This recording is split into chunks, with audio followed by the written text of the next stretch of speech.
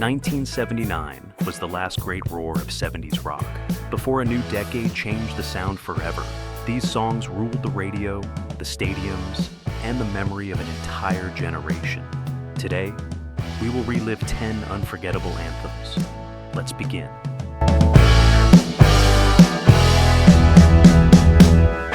Number 10, I Want You to Want Me by Cheap Trick.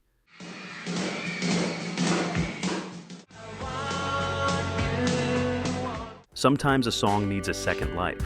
I Want You to Want Me already had melody, mischief, and that nervous longing Cheap Trick knew how to make addictive.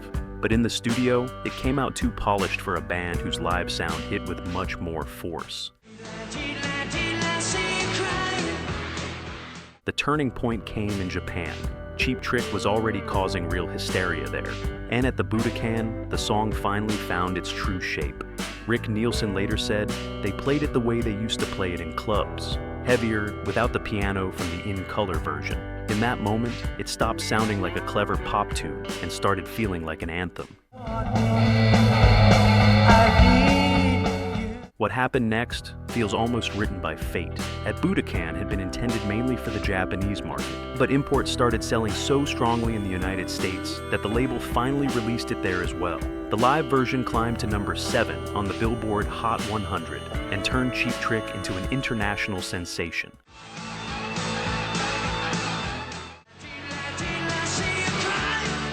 That is why the song still sounds so alive today. It does not feel like a simple love confession. It feels like youthful anxiety turned into a chorus.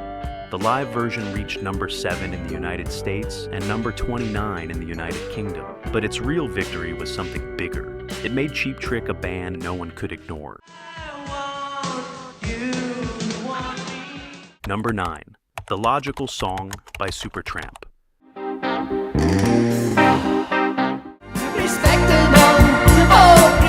Some songs sound gentle until you hear what they are hiding. The Logical Song opens with piano, a seductive melody, and Roger Hodgson's clear voice. But beneath that elegance, there is something deeply unsettling, the feeling of growing up and slowly starting to lose yourself. Please tell me why. Roger Hodgson wrote it from something deeply personal. He spent years in boarding schools, and that experience left him with a question that ended up at the heart of the song. Please tell me who I am. In the studio, Peter Henderson later said, they worked carefully on every detail until it felt exact, almost surgical. You can hear that control all the way through. John Helliwell recorded the saxophone live, and it became one of the song's defining signatures. The track was an immediate hit, reaching number 6 on the Billboard Hot 100 and number 7 in the United Kingdom.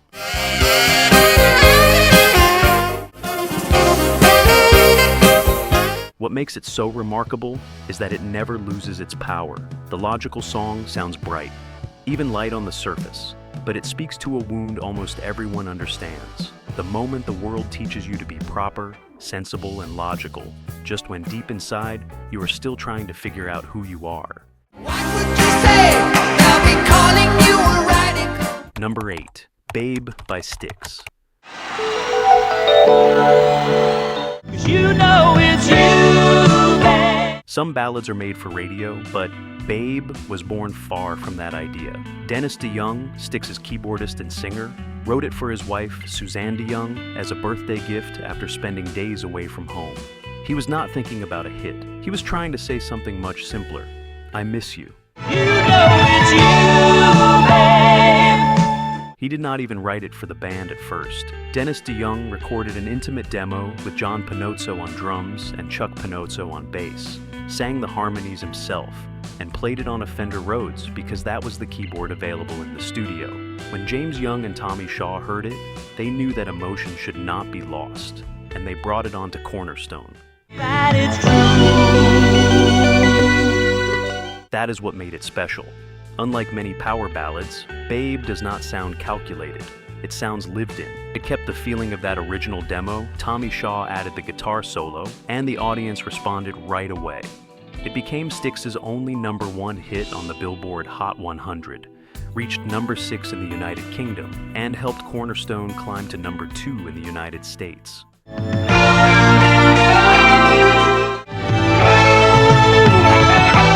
That is why it still works. It is not just a romantic ballad. It is the moment a huge band stopped looking out at the arena and turned its eyes back toward home. Babe, I'm leaving. I'll say it once again. Number 7, Heartbreaker by Pat Benatar.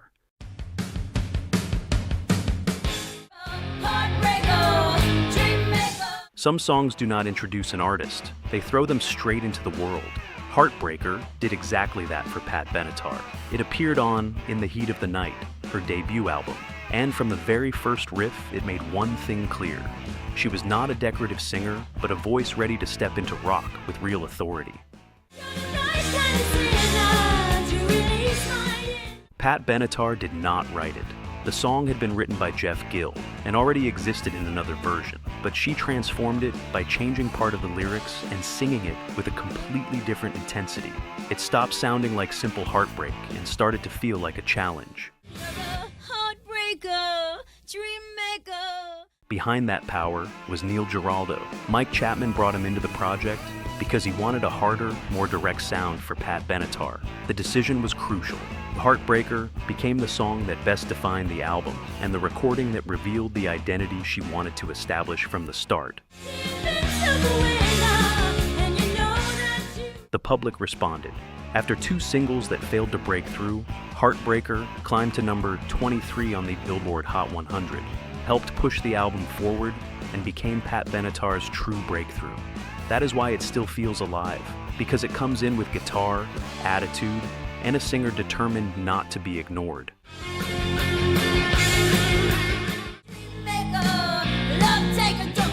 Number 6, Heart of Glass by Blondie.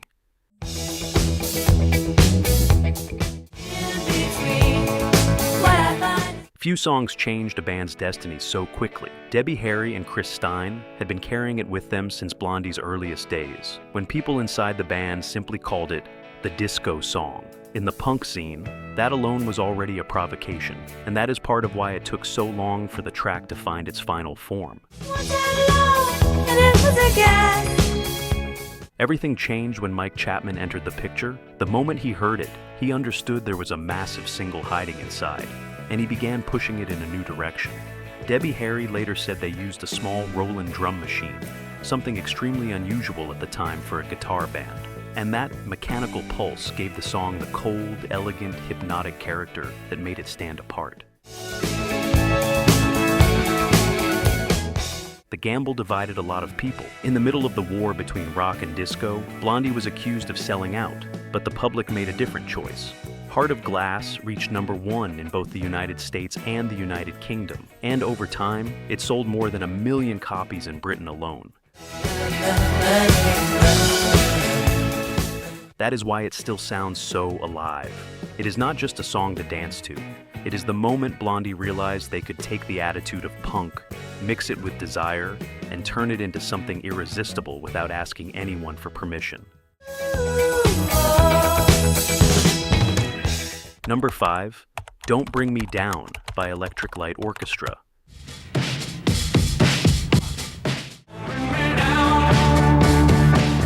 Jeff Lynne wrote Don't Bring Me Down for Discovery.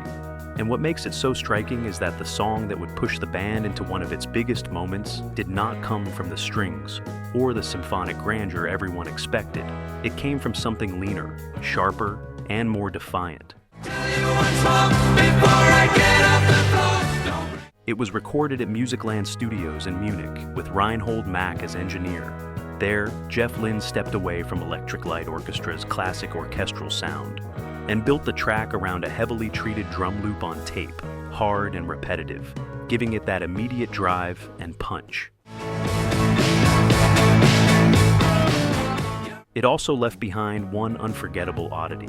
During one of the breaks, Jeff Lynne shouted the word "Grooves" as a temporary placeholder, a sound many listeners later understood as Bruce. They kept it in, and that small accident ended up becoming part of the song's identity. The result was massive. Don't Bring Me Down climbed to number 4 on the Billboard Hot 100, the highest charting single electric light orchestra ever had in the United States. That is why it still sounds so powerful, because it proved the band could hit hard even without leaning on the orchestra.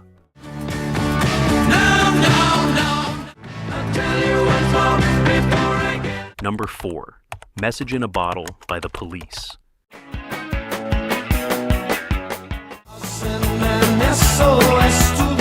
Sting wrote Message in a Bottle as the voice of a castaway throwing an SOS into the sea, hoping someone would answer. That image explains its power. It sounds like a love song, but it is really about isolation, about the desperation of feeling alone, even when no one else can see it. I hope that someone gets my message. It was recorded at Surrey Sound Studios, a small studio in Leatherhead, during the sessions for Regatta de Blanc. Sting later said the lyrics came to him while he was in a tropical place, and that he wanted to expand a classic rock chord by adding a ninth. That is where the song's bright, elegant, and slightly unsettling arpeggio came from. The recording left a special mark. Andy Summers remembered that the opening guitar part felt so exposed that he had to carry it almost by himself before everything exploded. Then Sting's voice comes in, high and tense, as if the castaway is still unsure whether to give up or keep calling for help. The result was huge. Message in a Bottle became the Police's first #1 single in the United Kingdom. But the most beautiful part is in the lyric itself. In the end, he finds a beach covered with bottles and realizes he was never the only one lost. The cry for help turns into comfort.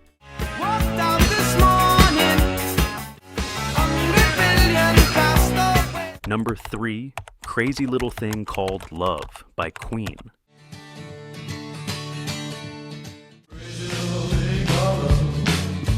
Crazy Little Thing Called Love was something unusual for Queen. Instead of arriving with drama, it comes in with rhythm, lightness, and a playful spirit that looks back to Elvis Presley and early rock and roll. That was its charm. It sounded different, but it still carried the pulse of the band. Freddie Mercury wrote it in the bathtub of a hotel in Munich, and he later said it took him only 5 or 10 minutes. He wrote it on guitar, even though he claimed he barely knew how to play, and that limitation ended up helping him. With just a few chords, he built a song that was direct, fast, and instantly catchy. Then it entered the game as a surprise. Queen made the right choice by not overloading it. Brian May set aside the usual drama and went for a short, clean solo, while Roger Taylor and John Deacon held down the rhythm with a looseness that felt almost effortless. That is why the song moves so well. It sounds simple, but everything in it is carefully measured.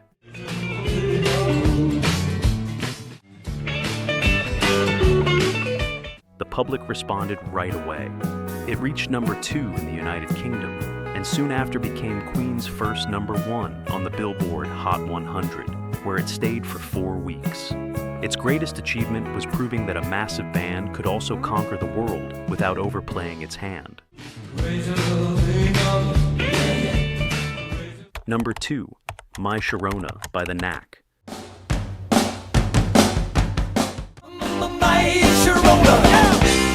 My Sharona does not just begin, it bursts in.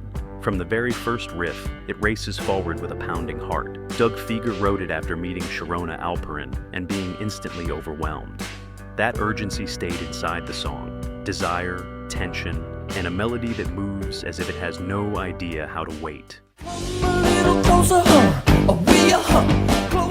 The story behind it explains a lot too. Burton Avere helped build the riff, and Mike Chapman produced it with a sound that was dry, sharp, and direct. The basic track was recorded almost in one continuous run, and Doug Fieger insisted on singing without effects, so the vocal would feel close, almost right against your ear. Then came one perfect detail for the myth. Sharona Alperin appeared on the cover of the single holding a copy of Get the Knack. Suddenly, the song had a face. While some people were scandalized by the lyrics, the public heard something else, a youthful explosion that was impossible to ignore.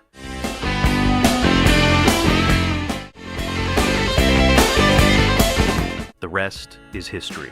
My Sharona spent 6 weeks at #1 on the Billboard Hot 100, and finished as the #1 single of the year in the United States. But its greatest achievement was something else. It turned an instant obsession into one of the most recognizable riffs of the entire era. Number 1. Another Brick in the Wall by Pink Floyd.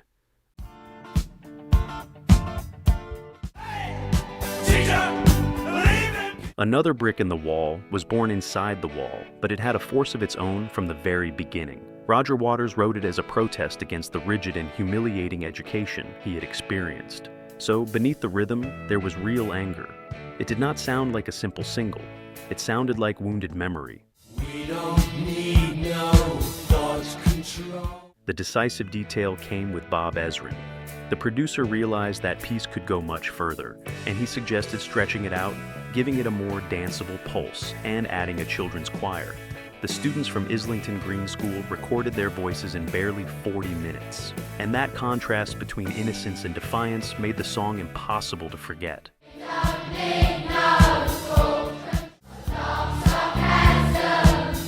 What came next was enormous. Pink Floyd, a band known above all for albums, it suddenly had a worldwide hit. The song reached #1 in the United Kingdom, became the group's only #1 on the Billboard Hot 100, and sold more than 4 million copies. That is why it stands at the top. It does not just have a chorus that everyone recognizes. It has a powerful idea behind it. It turns anger, criticism, and childhood memories into an anthem that still sounds rebellious, even when you already know it is coming.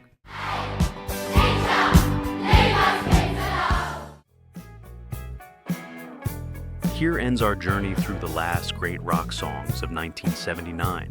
These were not just songs that marked the end of an era, they became part of the memory of an entire generation forever. If you want to keep traveling through the history of rock, its anthems, its legends, and the songs that defined entire decades, I am leaving 2 more videos for you right here. See you there, my fellow rock friend.